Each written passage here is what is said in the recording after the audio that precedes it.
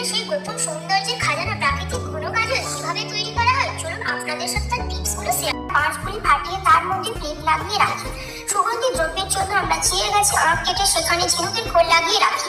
কিছুক্ষণ পর সেখানে যে আটাগুলি জমে সেই আটাগুলি আমরা একটি পাত্রে যত্ন সহকারে সংগ্রহ করি। একটি পাত্রে আমরা রাখি রেড়ির তেল এবং তার সাথে মিশিয়ে দিই চিড়ের রস। মিশ্রণটি ছোট ছোট পাত্রে ভরে প্রতিটি পাত্রে বাতি জ্বালিয়ে দিই। বাঁশের ঘরে উল্টো করে লাগিয়ে রাখা প্লেটটি রাখি।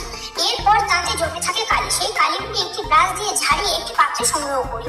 তারপর কালিগুলি পরিষ্কার জলে মিশিয়ে ছাঁকনি দিয়ে ছেঁকে রাখি এবং কালিগুলি রেখে দিই একদিনের জন্য, যাতে অশুদ্ধিগুলি নিচে নেমে যায়। তারপর কালিতে মেশাই মধু, কস্তুরী, সোনার গুঁড়ো, শিংলাও করে নিই। মেশানো হয়ে গেলে হাতে সরিষার তেল মেখে একটি ভারী জিনিস দিয়ে জোরে জোরে বেলায়, যতক্ষণ না তা হয়ে ওঠে মাখনের মতো নরম। শেষে শামুক বা ঝিনুক কেটে পরিষ্কার করে তাতে লাগানো হয় রূপালি ছোট মুক্ত আর রঙিন পাথর। এরপর এতে ভরে দেওয়া হয় আমাদের 100% প্রাকৃতিক সুগন্ধি কাজল। এই কাজল কেবল চোখকে ভালো রাখে না, চোখে এনে দেয় শীতলতা, প্রবল উজ্জ্বলতা। এই কাজল কে কে ব্যবহার করতে চান প্লিজ কমেন্টে জানান, আর সাবস্ক্রাইব করে পাহাড়ি পরিবারের সদস্য হয়ে যান।